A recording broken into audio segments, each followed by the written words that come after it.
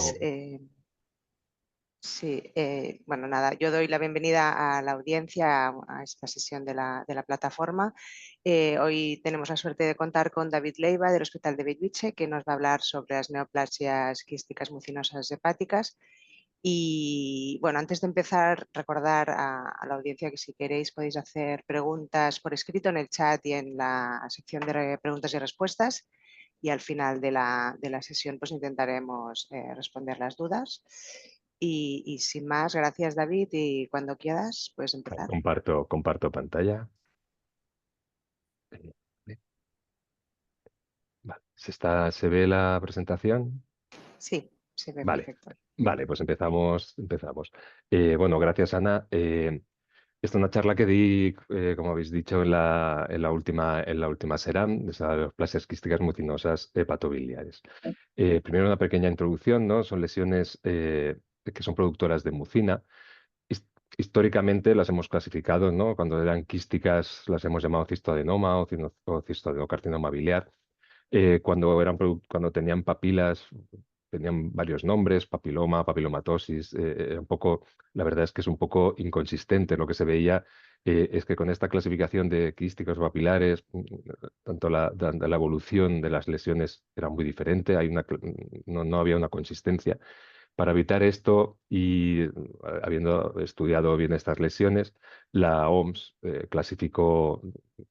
intentó poner un poco de orden y definiendo dos tipos de lesiones, ¿no? Por un lado, la neoplasia quística mucinosa eh, y por otro lado, la neoplasia papilar intraductal biliar, ¿no? Que este tipo de lesiones, esta última, hay algunas que pueden ser productoras o no de mucina, y hay algunas, normalmente tiene una presentación más, no tan quística, sino más de dilatación, más dilatación de la vía biliar, pero hay algunas que tienen una presentación quística. Quizá la inconsistencia que teníamos, ¿no? De la evolución de estas lesiones quísticas, quizá era el solapamiento, ¿no? De las imágenes, tanto de la neoplasia quística mucinosa con la neoplasia papilar intraductal biliar como una presentación quística, ¿no? No había hay un solapamiento de imagen y quizá la inconsistencia en la evolución era la mala clasificación de estas lesiones, ¿vale? Estas son las dos presentaciones que podemos ver de las lesiones mucinosas, ¿no? Por un lado, a la izquierda ya estáis viendo una lesión más quística y a la derecha, pues una de lesión más de dilatación de la vía ductoectásica. Empezamos por quizá las más fáciles, la neoplasia quística mucinosa. La neoplasia quística mucinosa se define, la OMS ya ha definido que es una lesión epiteliar productora de mucina que se asienta sobre una banda de estroma ovárico. Esto es importante porque ya nos dará la epidemiología de este tipo de lesión, ¿no? Es una lesión principalmente de mujeres, ¿no? Con el estroma ovárico. Es la hermana, ¿no? La prima de la neoplasia mucinosa quística pancreática. Se da pues en el mismo rango de edades, ¿no? En mujeres de 45 a 54 años. Se corresponde al 5% de lesiones quísticas hepáticas.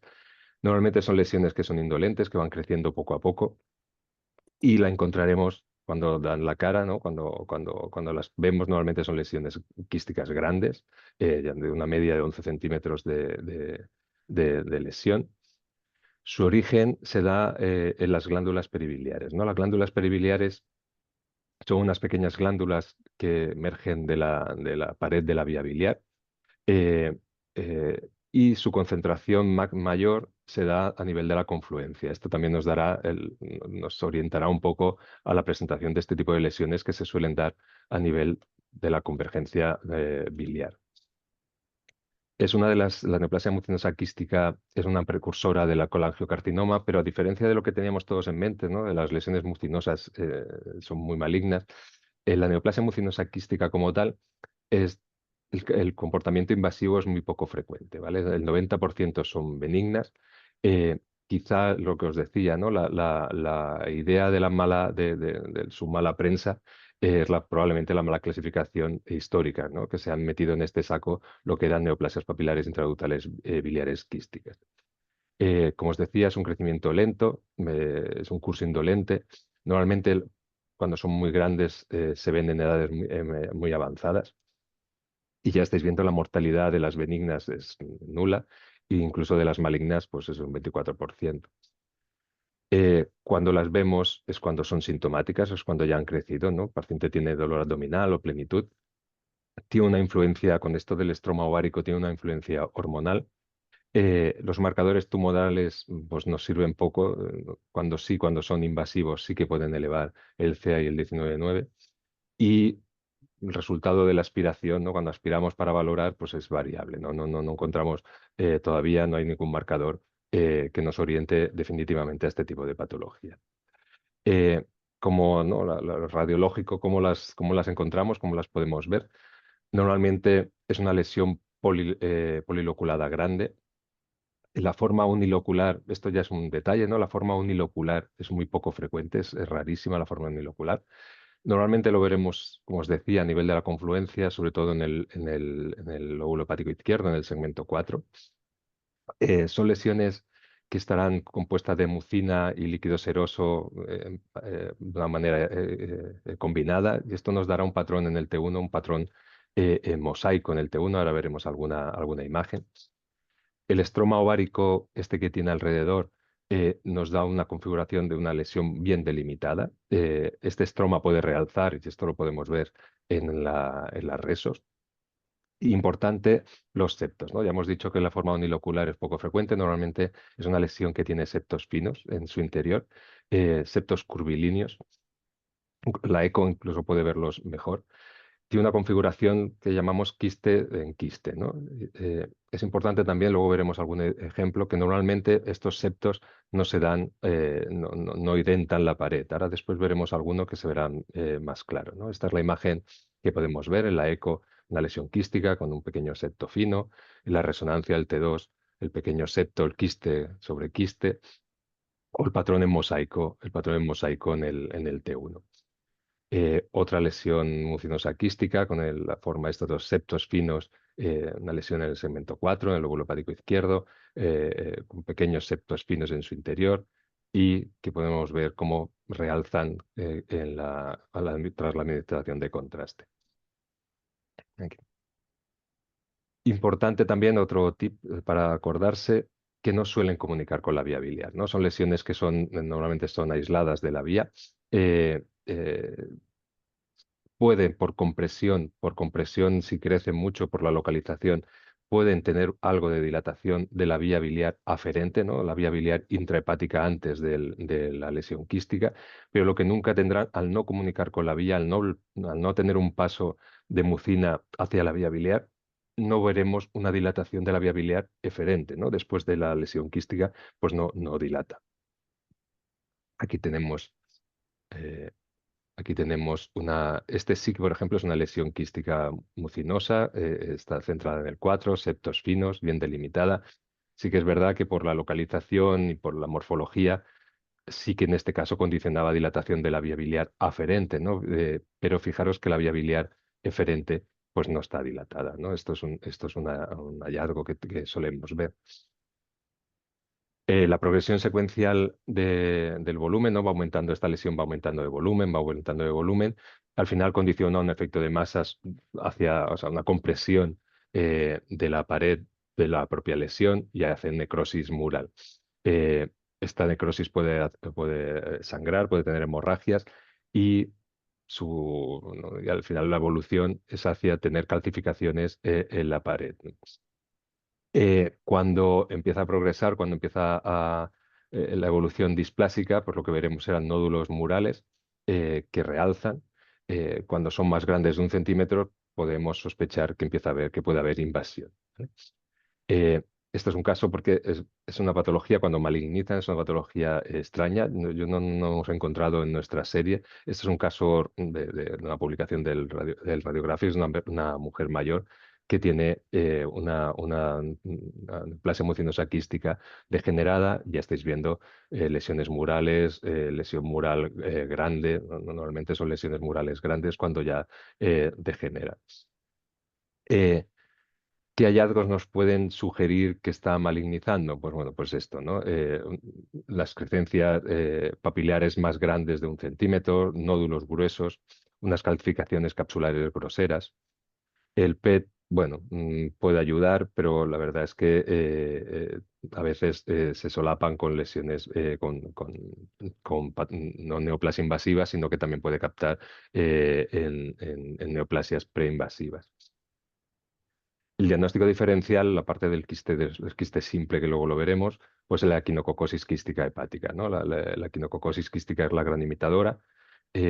Suele presentarse como una rueda de carro, a diferencia de la lesión de la neoplasia, que es lo de que decimos quiste sobre quiste. Los septos, una diferencia es que los septos de la equinococosis pues, no realzan, y un hallazgo que nos puede ayudar a diferenciarlo es que pueden contener grasa, ¿no? Esto, fijaros, aquí es un poco la de la izquierda. Esta lesión de la izquierda es una neoplasia mucinosa quística, los septos que realzan. Fijaros, ay, perdón, me he vuelto atrás. Vale. Ey, no sé qué le pasa a esto. Vale. Fijaros, el de arriba es una quinococosis mucinosa, la típica en forma de carro, más engrosado, no realza los septos. La de abajo también, ¿vale? Fijaros, aquí esto lo podríamos dar en una neoplasia mucinosa quística perfectamente, ¿no? A veces es difícil de diferenciar. Diagnósticos diferenciales, bueno, salto un poco por las metástasis quísticas. Estaremos en un contexto neoplásico, ¿no? Pueden ser mucinosas ya del ovario o colorectales, o metástasis de neuroendocrino. Y el quiste simple, ¿no? La diferenciación del quiste simple complejo, por su amplia frecuencia, ¿no? Pues siempre está ahí. Eh, a veces es difícil, como decíamos al principio, es difícil de diferenciar. Quizá hay cosas que nos puede intentar diferenciar. Bueno, cosas que nos puede orientar más a mucinoso, pues normalmente cuando es un quiste único, ¿no? Cuando hay múltiples quistes o más quistes, pues bueno, orienta más a que sea un quiste simple o un quiste complejo. Evidentemente, si hay nódulos murales, orienta a mucinoso. Si los septos son gruesos, a diferencia de los quistes. Esto que decía de las calcificaciones murales también nos puede orientar más a mucinoso. De la dilatación de la vía, ¿no? Si es raro que dilate la vía una neoplasia mucinosa quística, pues en el quiste todavía, en el quiste simple o quiste complejo, todavía es más raro, ¿no? Una dilatación de la vía es más extraño en el quiste simple, orienta más a mucinoso. Y sobre todo la no indentación. ¿Qué es esto de la no indentación? Fijaros, sí que es verdad que es una cosa que, bueno, que nos puede ayudar, a veces nos puede liar más que otra cosa, pero fijaros que la diferencia entre una lesión quística mucinosa, que es el A, ¿no? La imagen A, en el que el septo nace de la pared interior de la lesión, no hay este pico que se ve en las neoplasias, perdón, en los quistes complejos, ¿no? Que al final los quistes complejos o septados, al final es la unión de varios quistes, ¿no? Pues donde se juntan los dos quistes hace esta indentación, y de esta indentación es donde nace el septo. Esta tiene alta especificidad, pero sí que es verdad que no, bueno, tampoco nos podemos cogerlo al 100%. Fijaros las dos imágenes de la izquierda son quistes simples, en el que los septos nacen de una indentación de la pared.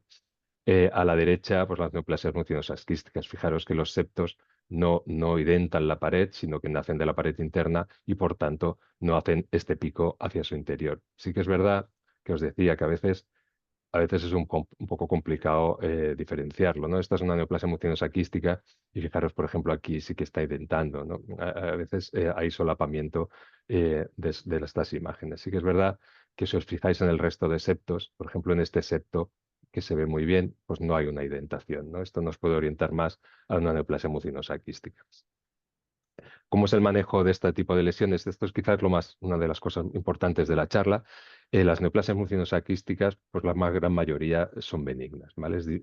Eh, mm, También es difícil, la contraparte es que son difíciles de diferenciar cuando son malignas.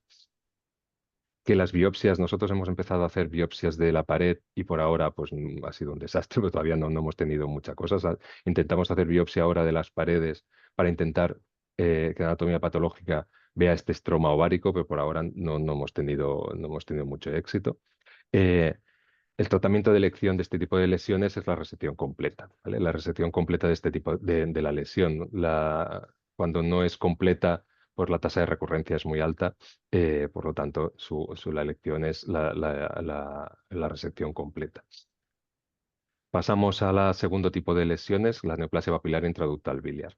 Eh, ¿Qué es la neoplasia papilar intraductal biliar? Bueno, pues son tumores epiteliares premalignos también, con crecimiento intraductal papilar o velloso, ¿no? Son pequeñas, como un poco es el primo, ¿no? El primo de del TPMI pancreático, ¿no? Es lo mismo, ¿no? Son neoplasias que crecen con crecimiento papilar o velloso dentro de la vía biliar. Es un bastante alto, entre las series ahora mismo está entre el 7 y el 38% de los tumores de la vía biliar. Son tumores que se pueden dar en cualquier parte del árbol biliar, desde los conductos biliares a las glándulas peribiliares, como en el neoplasia multinosa quística, y es un grupo heterogéneo de tumores, ¿no? Al igual que la neoplasia multinosa quística es un tipo de lesión como muy homogénea, este es un tipo más heterogéneo. Tiene diferentes nombres dependiendo si se da en la ampolla o si se da en la vía biliar, pero básicamente, o la vesícula, perdón, pero básicamente son todo lo mismo. Eh, Como os decía, es la prima hermana del TPMI pancreático, pero tiene importantes diferencias, ¿no? Es importante que las separemos. La primera diferencia importante es que, a diferencia del TPMI pancreático, que prácticamente la mayoría son productoras de mucina, aquí no. Aquí solo el 30% de este tipo de lesiones son productoras de mucina. Y a diferencia del TPPI pancreático, que lo podemos ir siguiendo hasta que tiene unos signos de que nos orientan a malignización, ¿no? Y tardan tiempo, ya estamos todos acostumbrados a controles de TPMI eternos. Este no. La neoplasia pucinosa pancreática tiene una alta tasa de malignización. Son precursoras del colangiocarcinoma, ¿no? Fijaros que lo que decíamos al principio, ¿no? Cuando orientamos, cuando va el patólogo, pues casi siempre es un carcinoma invasivo, ya es un colangiocarcinoma, ¿no? Entre el 40 y el 80% son carcinomas invasivos en el momento de su diagnóstico.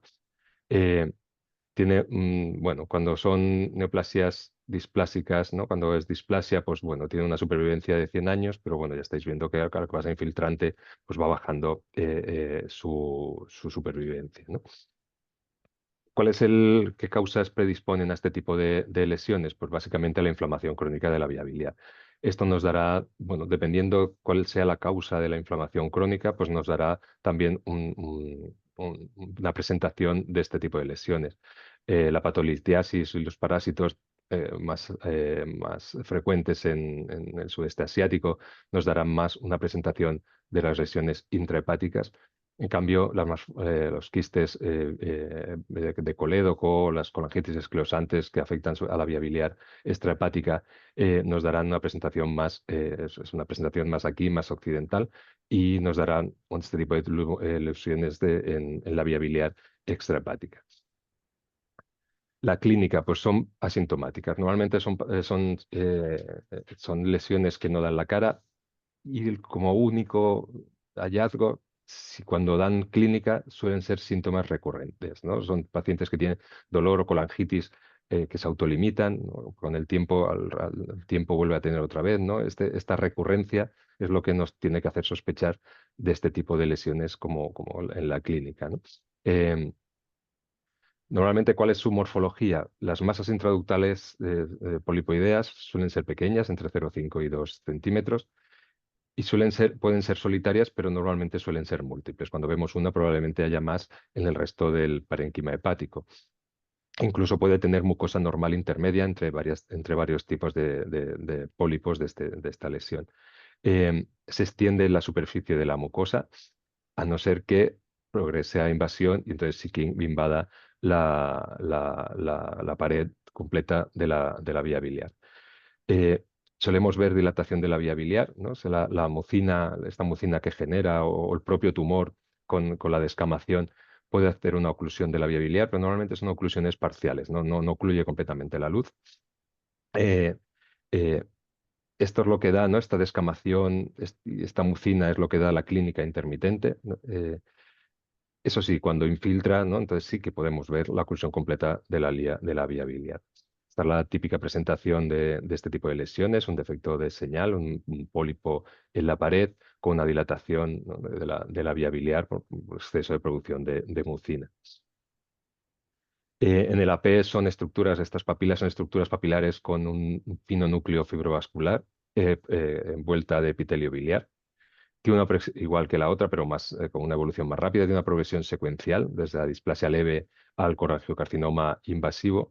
Lo que sí que se ha visto es que desde que tienes el factor de riesgo, como la hepatolitiasis, hasta la aparición de las lesiones, pues tiene una latencia de 6 a 8 años, pero eso sí, una vez que salen las lesiones, en 1 o 2 años evoluciona a carcinoma invasivo. Respecto al tipo histológico, pues bueno, pues al igual que, que el TPMI pancreático, pues tenemos los 4 tipos histológicos, el viropancreático, el intestinal, el gástrico y el oncológico. Otra diferencia importante con el TPMI pancreático es que, bueno, el principal, a diferencia del TPMI, que suelen ser tipo intestinal o gástrico, la neoplasia papilar intraductal biliar, la primer frecuente es biliopancreático, ¿no? Esta es la primera diferencia.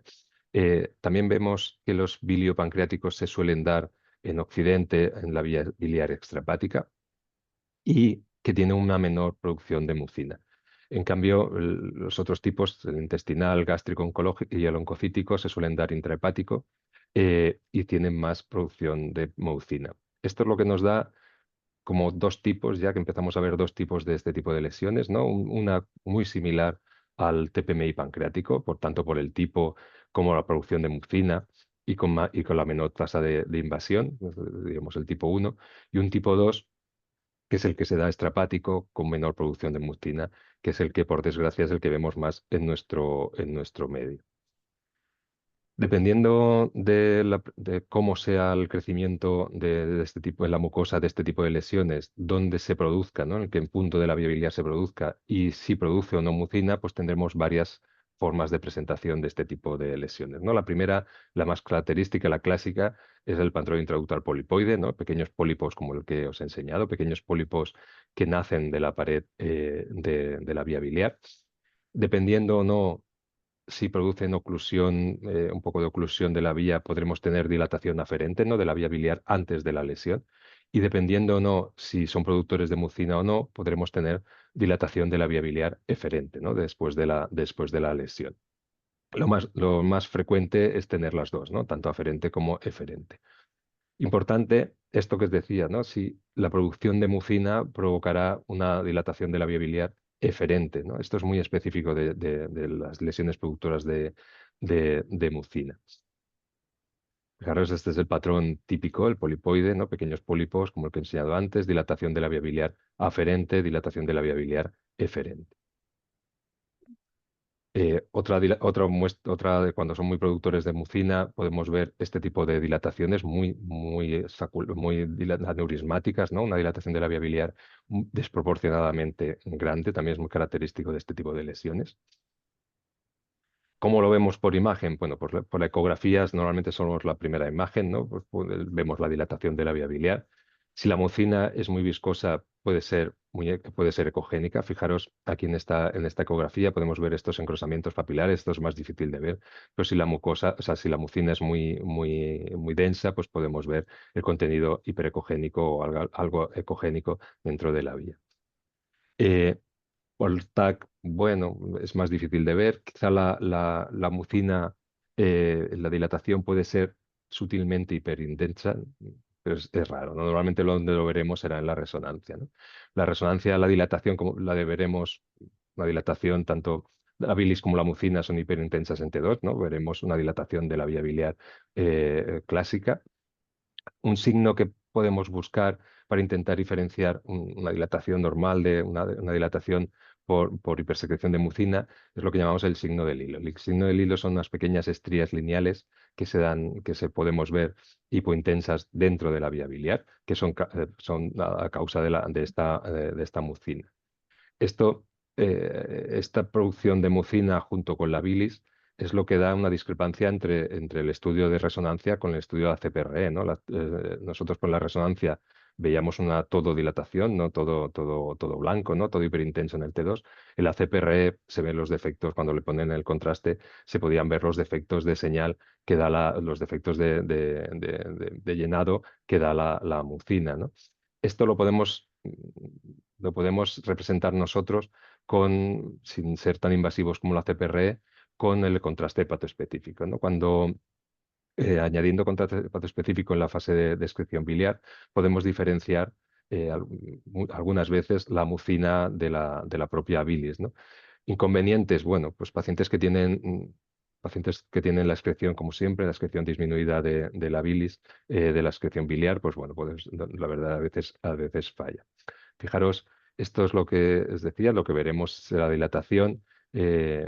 Sutilmente podemos ver estas pequeñas signos del hilo. Fijaros aquí que se ve estos defectos lineales dentro de la vía, dentro de la vía biliar. Este es el signo del hilo que no se puede orientar a una neoplasia de producción de mucina, una neoplasia papilar intraductal.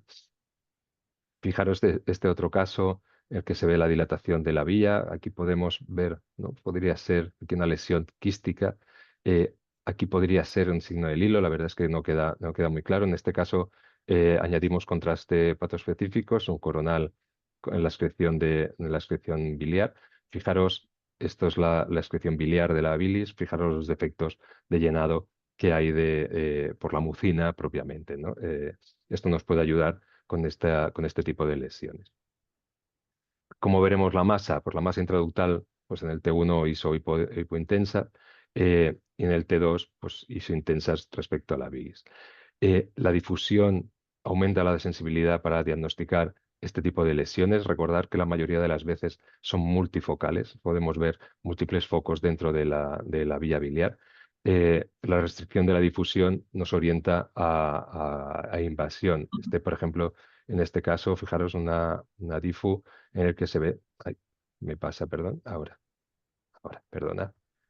La difusión se ve ¿no? La señal, múltiples focos de aumento de señal que siguen la vía biliar. En la restricción podemos ver algún foco de restricción de la difusión, el que nos orientará a un foco de invasión de esta lesión. Cuando añadimos contraste, pueden ser iso o hiperrealce en la fase arterial, la lesión, la propia masa puede ser realza. Lo que nunca encontraremos es el real hiperrealce de la fase tardía que vemos en el colangiocarcinoma, ¿no? Esto nos puede orientar también a intentar diferenciar un colangiocarcinoma clásico de este tipo de lesiones. Normalmente, este tipo de lesiones, fijaros, veremos la lesión la papila con hiperrealce, ¿no? Fijaros aquí en la fase arterial, la fase portal, como realza. Lo que no veremos es este realce en la fase tardía que vemos en los colangiocarcinomas. Voy un poco rápido, son 35, vale. ¿Cuáles son los predictores de invasividad? Pues bueno, pues lesiones mayores, las lesiones papilares mayores de más de 2 centímetros de largo y de más de 12 milímetros de grosor nos pueden orientar más a que ya estamos delante de una patología invasiva, ¿no? De una patología ya, un colangiocarcinoma. Em, Ver múltiples focos también nos puede orientar de que probablemente haya malignizado. Eh, y al igual que, ¿no? Cuando vemos este realce arterial o portal, cuando lo vemos fuera ya de la vía biliar, también nos puede orientar a que hay una invasión. Lo que pasa es que normalmente a veces sobreestimamos este realce por la propia inflamación que provoca este tipo de patología. Podemos ver este realce alrededor del parénquima hepático y podemos sobreestimar la invasión. El PET, pues bueno, nos puede ayudar, pero sí que es verdad que en todo el espectro, tanto de la displasia leve hasta el componente más invasivo, puede tener captación del PET, pero bueno, a veces nos puede ayudar en algunos para orientar algún foco de invasivo. La prueba la que nos ayuda, la que nos orienta es no nuestra, pero bueno, la prueba que orienta es la colangioscopia, ¿no? La colangioscopia es útil sobre todo para confirmar y sobre todo para evaluar la extensión superficial de este tipo de lesiones, ¿vale? Nosotros podemos ver algún foco, ¿no? Los focos mayores, pero ya os digo que muchas veces hasta un 30% este tipo de prueba es capaz de ver otros focos que nosotros no habíamos podido ver, ¿no? Por eso en las guías se empieza a pensar, se empieza a hablar de que se recomienda la colangioscopia a todos los pacientes que sospechemos este tipo de lesiones. Esta es la presentación que os decía, la representación polipoidea es la clásica, es la primera presentación que vemos, pero hay otras, ¿no? Esta, por ejemplo, en forma de molde, ¿no? Cuando la lesión no crece tanto de una forma polipoidea, sino que se extiende por la vía biliar, tiene esta forma de presentación más como un molde, ¿no? Eh, da una morfología de la luz, es muy rugosa, ¿no? La luz dentro de la vía es muy rugosa. Ya estáis viendo, aquí os pongo un tag y una resonancia. Fijaros en el tag la dilatación de la vía biliar y dentro, ¿no? La parte más proximal de la vía biliar, este aumento de densidad dentro de la vía biliar. En la resonancia se ve mejor, ¿no? Esta forma de yeso, ¿no? Que ya hablan, ¿no? Como un molde dentro de la vía. Cuando en estas secuencias, fijaros que tiene esta forma cribiforme, ¿no? Como de agujereado toda la vía biliar. Esto también es muy característico de este tipo de presentación. Lo primero que tenemos que pensar cuando vemos este tipo de lesiones, pues también puede ser que sean molde, ¿no? Que sean moldes biliares, que sea litiasis. Bueno, pues ya sabéis, ¿no? Las litiasis las veremos siempre de baja intensidad en el T2 y puede ser alta intensidad en el T1. No restringen, ¿no? Las litiasis. ¿No? Estáis viendo la presentación de las litiasis típicas. Otra cosa que podemos pensar que también como diagnóstico diferencial son los moldes biliares en el trasplante hepático, ¿no? Pacientes que tienen un trasplante hepático y que ha hecho un trastorno isquémico de la vía biliar pueden tener unos pequeños moldes dentro de la vía son muy parecidos, pero bueno, lo veremos, se suelen ver hiperintensos en el T1. Con los hepatocarcinomas salta un poco, que esto es un poco un hepatocarcinoma con invasión biliar, pero bueno, el contexto clínico es diferente, también igual que la metástasis endobiliar, también el contexto clínico es diferente. Esta también es una teoplasia también de reciente descripción, que es un poco parecida, que es el primo malo, ¿no? El primo malo de la de la neoplasia pupilar intraductal biliar, que es la neoplasia tubulopapilar intraductal biliar. También es muy rara, es un crecimiento similar, pero muy excesivo dentro de la vía biliar, y una característica es el realce que tiene en su periferia. Nosotros no hemos visto ninguna. Esto es de un caso de, de- de una revista. El tercer, la forma de presentación es cuando el crecimiento es sobre todo por la mucosa sin un gran crecimiento papilar, ¿no? Esta forma de la extensión mucosa sin una masa realmente objetivable. Lo que se verán en la anatomía patológica o la colonoscopia son pequeñas proyecciones papilares muy poco profundas, es un crecimiento muy séssil, muy plano. Eh, la característica de este tipo de presentación es que son muy productoras de mucina, ¿no? Tiene una producción masiva de mucina. Veremos unas dilataciones de la vía biliar muy importantes. Este crecimiento con el tiempo al final y esta dilatación excesiva, esta producción de mucina y esta oclusión de la vía biliar al final condicionará una profunda atrofia del segmento hepático que esté afectado. Podemos ver en algunos casos, fijaros en el coronal, podemos ver algo como en la pared, algo más engrosada, algo más con más señal o con más intensidad en la pared, ¿no? La pared puede ser muy irregular, veis estas irregularidades que se pueden ver en la pared, pero a veces no somos capaces de ver estas irregularidades. Lo que sí que veremos será la desproporción, la gran dilatación de la vía biliar por la mucina. Eh, ¿Cuáles los diagnósticos diferenciales? Por lo primero que tenemos que pensar es el colangiocarcinoma, evidentemente, el colangiocarcinoma con extensión periductal. El colangiocarcinoma lo que veremos será un engrosamiento mural con un hiperrealce y con un realce, sobre todo en la fase retardada de la pared. Y es importante porque normalmente, claro, estas lesiones de este colangiocarcinoma no es un productor de mucina en población. El colangiocarcinoma clásico no es un productor de mucina y por lo tanto no veremos esta dilatación de la vía biliar después de la lesión, ¿no? No veremos esta dilatación eferente de la vía biliar. Claro, este es un colangiocarcinoma con extensión periductal clásico, ¿no? No hay tanta dilatación de la vía biliar proximal, distal, ¿no? La eferente no dilata y tiene este hiperrealce, este engrosamiento mural concéntrico con dilatación de la vía biliar asociada.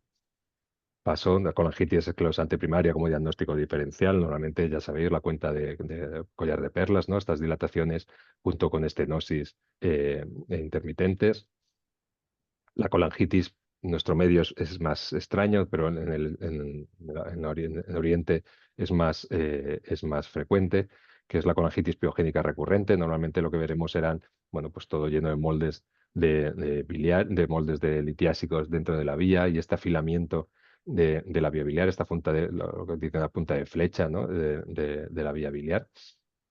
El Caroli, lo que veremos es el signo del punto central. Paso rápido porque eh, voy a la última, ¿no? La que nos se solapa con la neoplasia mucinosa quística, que es la presentación de la neoplasia papilar intraductal biliar con crecimiento quístico, ¿no?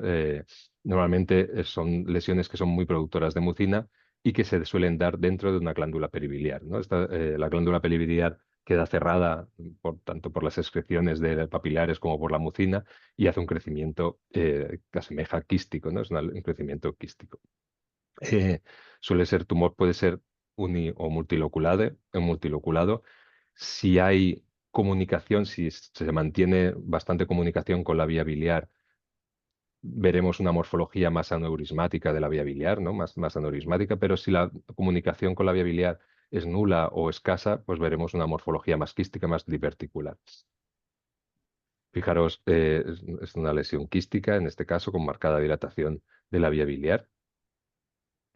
Este es el que os he enseñado anteriormente. Esta es una dilatación más como diverticular de la vía biliar, con dilatación eferente de la vía biliar. Fijaros, cuando hacemos las secuencias de 3D, al igual que los TPMI pancreáticos, podemos ver la comunicación de la lesión con la comunicación con la vía biliar, ¿no? Esto nos orienta a este tipo de lesiones. Em, aquí esto de cuando lo puse en la SERAM es creo que es la que causó más miedo. Fijaros, este es un caso que vimos, es un caso de un paciente con una neoplasia de urotelio, ¿no? Una neoplasia renal, un diagnóstico de estadiaje, el que se veía, en este caso, una lesión quística hepática. Fijaros un poco después a toro pasado, ¿no? Fijaros que la lesión quística, esta lesión quística hepática, que todos dábamos de un quiste simple, fijaros que se asocia, quizá a lo mejor no se ve muy bien, pero se asocia a leve dilatación de la vía biliar, ¿vale? Años después, tras años de evolución, vimos como esta lesión quística, que le habíamos dado de quiste simple, sin más, pues iba creciendo, incluso se comunicaba con la vía biliar, ¿no? Esto es una lesión que es una neoplasia papilar intraductal biliar con una presentación quística, ¿no? Diagnóstico diferencial, ¿no? Las dos lesiones que se solapan mucinosas, pues tanto es con la otra que hemos dado al principio, con la neoplasia quística mucinosa. Quizá lo primero que tenemos que pensar es el contexto clínico, ¿no? Ya hemos visto que la neoplasia quística mucinosa se da en mujeres, básicamente, mujer joven. Eh, eh, la neoplasia quística mucinosa, como hemos dicho, no comunica, no suele, es muy raro que comunique con la vía biliar. Por lo tanto, no tendremos dilatación de la vía biliar distal, la eferente no dilata. E incluso las neoplasias mucinosas quísticas no suelen tampoco dilatar o es muy poco probable que dilate la vía aferente. Si existen masas, ¿no? Asociadas a la lesión, normalmente las neoplasias quísticas mucinosas son menores, son las lesiones más pequeñas y más regulares. Lo que hemos visto, ¿no? La apariencia de quiste sobre quiste y que los septos normalmente son finos y lisos. Normalmente las neoplasias papilares intraductales biliares con presentación quísticas, los septos suelen ser una morfología más peluda, más con forma, con algunas papilas.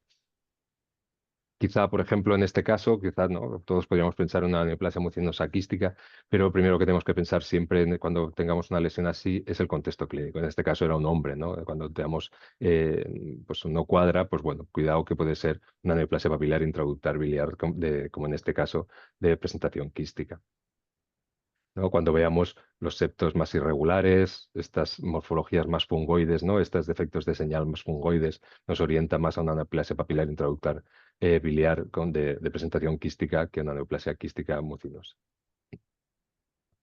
Eh, la dilatación, ¿no? Fijaros en este caso, una excesiva dilatación de la vía aferente, bueno, la eco, las excrescencias. Esta forma tan irregular, intralesional, nos orienta más a una neoplasia papilar intraductal biliar.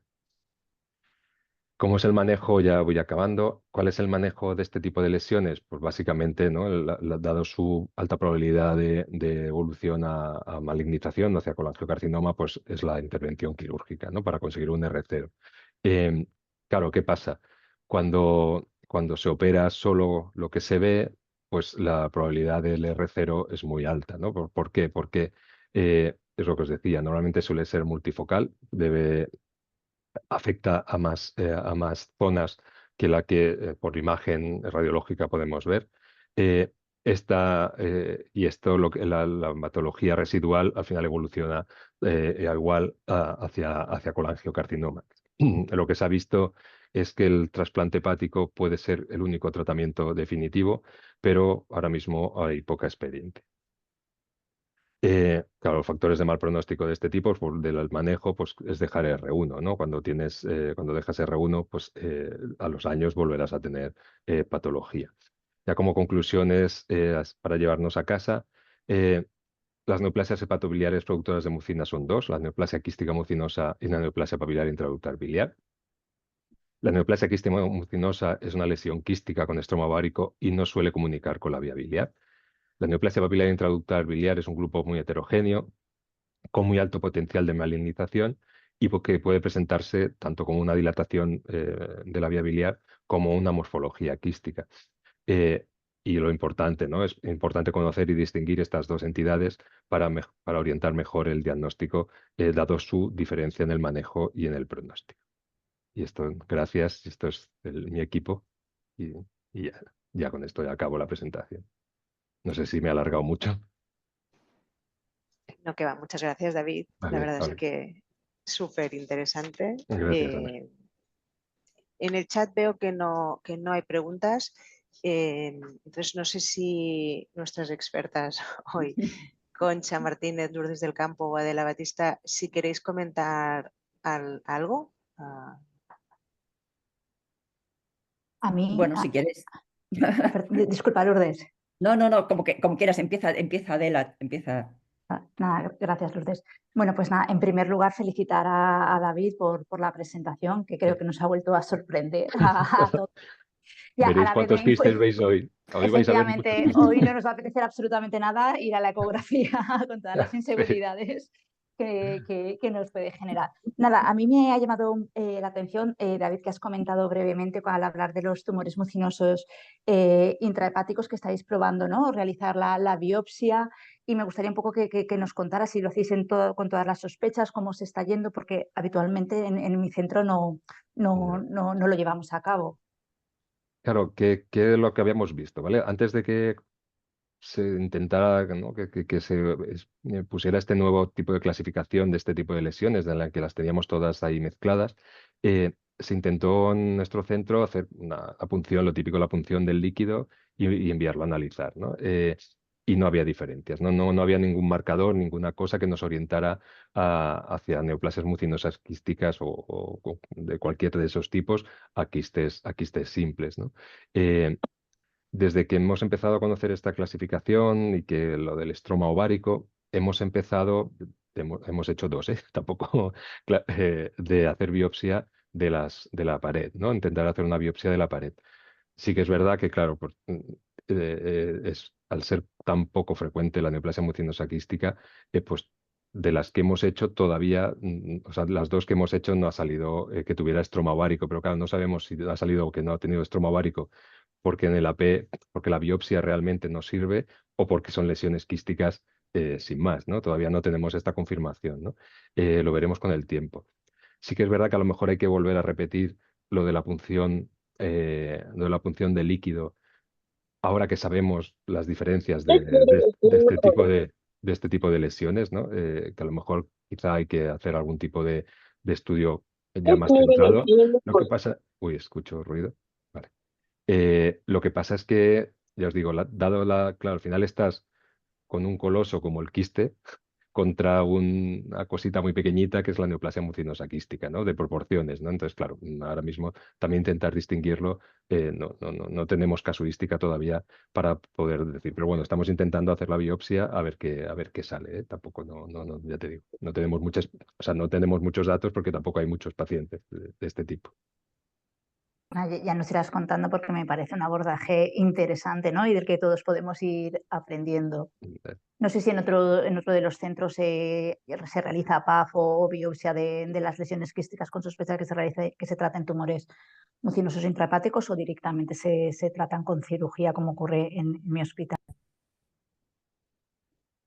Bueno, yo felicitarte, David, porque la verdad es que tenéis una casuística impresionante. Son unas neoplasias que desde que se describieron, pues es verdad que los radiólogos pues intentamos, pues a ver si va a ser, pero la mayoría de las veces pues nos equivocamos nosotros o desde luego el patólogo no nos acompaña y vuestra casuística me ha parecido fantástica. Nosotros no hacemos PAF de momento.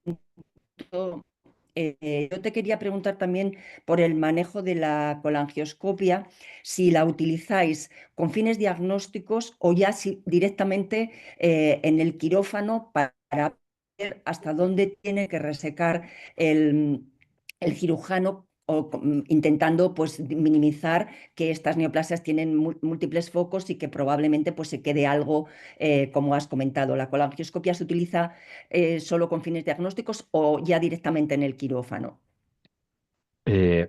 Ahora mismo nosotros, a ver, los cirujanos intentan operar siempre sí que es verdad que la colangioscopia casi siempre se hace intraoperatoria, ¿vale?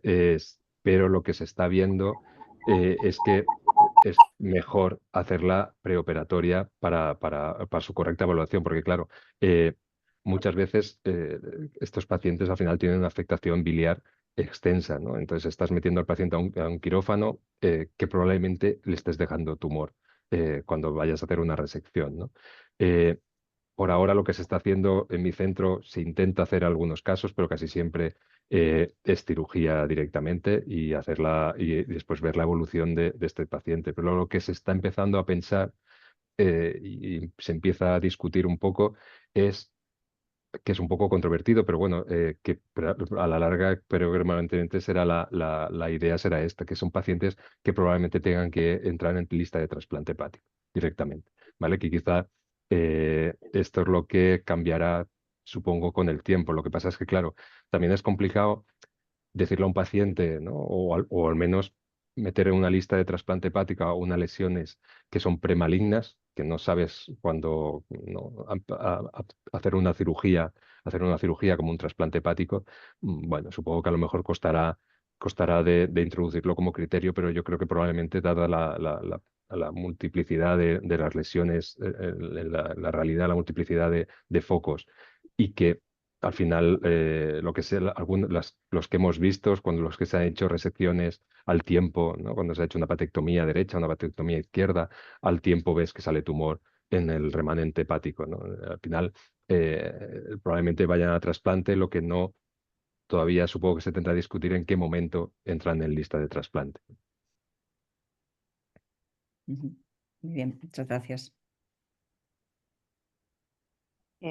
Muchas gracias. Yo quería a lo mejor preguntar, David, yo sé que es difícil porque hay pocos casos, pero en algún caso de alguna lesión quística que quizá no cumple todos los criterios de quiste simple, ¿alguna recomendación de seguimiento de intervalo? Porque claro, o sea, son de lento crecimiento, entonces tampoco les vas a hacer un control muy, muy precoz, ¿no? Entonces no sé si tenéis alguna estrategia de seguimiento o directamente si sospecha las enviáis a cirugía o...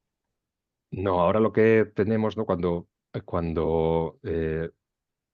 es el contexto clínico de una mujer, la lesión quística en el 4, el septo, o sea, que es muy neoplasia mucinosa quística, lo primero que está cambiando, que es bueno, poco a poco, porque todavía está la mentalidad de corre-corre, ¿no? Que tienes una neoplasia, corre-corre, pues bueno, lo primero que se está cambiando es, bueno, dejarlo evolucionar y que no es tan maligna, ¿no? Que puedes hacer una evolución y un seguimiento. cuando ves las papilas, la dilatación ¿no? ductotásica, ¿no? Cuando ves el signo del hilo, ¿no? Todas estas cosas que ya tú ya estás viendo que es una neoplasia mucinosa papilar intraductal, esto normalmente va a cirugía. El problema es cuando es aquellos que dices es un quiste ¿no? complejo, es un quiste de estos, pues bueno, en este caso por ahora hacemos seguimiento, ¿no? No hay un patrón de 6 meses, un año, pero bueno, cuando no sospechas o cuando la sospecha de una neoplasia mucinosa quística intraductal es baja, o sea, que lo que tú estás intentando diferenciar es una neoplasia quística mucinosa de un quiste complejo, tienes tiempo, tienes tiempo. Entonces puedes ir viendo en 6 meses, un año, cuál es la evolución, ¿vale? Importante sobre todo es diferenciarlo de la papilar, ¿no? De la papilar, esta sí que hay que intentar diferenciarlo. Es importante, sobre todo cuando podamos sospechar de que es una papilar, intentar ver la comunicación, ¿no? De la neoplasia de la forma de la presentación quística, si vemos la comunicación con la vía biliar, ¿no? Como hacemos con el TPMI pancreático, ¿no? Pues intentar ver la comunicación. Esto nos orientará más a una neoplasia papilar intraductal, que esta sí que tiene que ir al quirófano prioritariamente. Vale, muchas Bien. gracias. Concha, no sé si... Bueno, Bueno, yo claro. creo que tengo problemas de conexión. ¿Me oís? Sí, se Ya, lo oye siento. Se te Lo doblado. acopla. siento porque, bueno, yo solo quería, a ver si me felicitar bueno, por tu exposición y bueno, hacer un comentario simplemente. Yo tengo la sensación de que están bastante infradiagnosticadas estas lesiones, ¿no? Sí, Pregunto. No sé si sí, me sí, oís. sí, sí. Claro, es un poco, claro, el problema creo que es un problema radiológico de que las ves a toro pasado, ¿no? Las ves a toro pasado, ¿no? Ves que cuando te vienen dices, miras para atrás y dices, hostia, la estamos viendo crecer desde que eran pequeñas, ¿no? Y, y- y te quedas un poco desolado, ¿no? De decir, hostia, si esto a lo mejor lo podía haber visto yo antes, ¿no? Sobre todo estar al tanto, ¿no? Del ojo, lo que llaman el ojo, que tú lo ves un quiste y ya ni miras ya más, ¿no? Pues bueno, intentar lo del ojo complaciente, ¿no? Ya ves el quiste, pues te tiras a otra cosa, ¿no? Pues bueno, cuando haya quistes que no cuadren, un quiste único, ¿no? Una lesión quística única, una dilatación aislada de la vía biliar que no entiendes muy bien, algún septo extraño, ¿no? Pues todas estas cosas, al menos, no es ahora. Ya sé que nos pasará a todos que durante unos días estaremos diagnosticando neoplasias quísticas a saco, ¿no? Pero eh, tampoco es eso, ¿no? Pero bueno, al menos que no caigan en el olvido de quistes, lesiones que no, ¿no? O sea, es preferible a lo mejor hacer seguimiento a lesiones eh, que no te parecen quistes normales, hacer un poco de seguimiento que no dejarlas evolucionar, ¿no? Al final, supongo que durante un tiempo moriremos, si lo hacemos así, moriremos de éxito, como en el TPMI, ¿no? Que hacemos controles de TPMIs cada 6 meses a lesiones que no van a cambiar en la vida, ¿no? Pues esto supongo que al final nos pasará un poco igual, ¿no? Y que al final cogeremos una experiencia como estamos cogiendo con el TPMI pancreático, ¿no? Bueno, pues yo creo que si no hay más preguntas son las 9, lo podemos dejar aquí. Yo creo que lo más importante es saber que existen, que esta patología existe y nada, y estar atentos cuando informamos y intentar ver si las pillamos, ¿no? Nada, Gracias por la charla, David, a y vosotros. nada, hasta mañana. Venga, adiós, Ana. Muchas Adiós a gracias. todos. Adiós, Adiós Adela. a Adiós, todos. Lourdes, Concha. Adiós, adiós. Adiós. Gracias.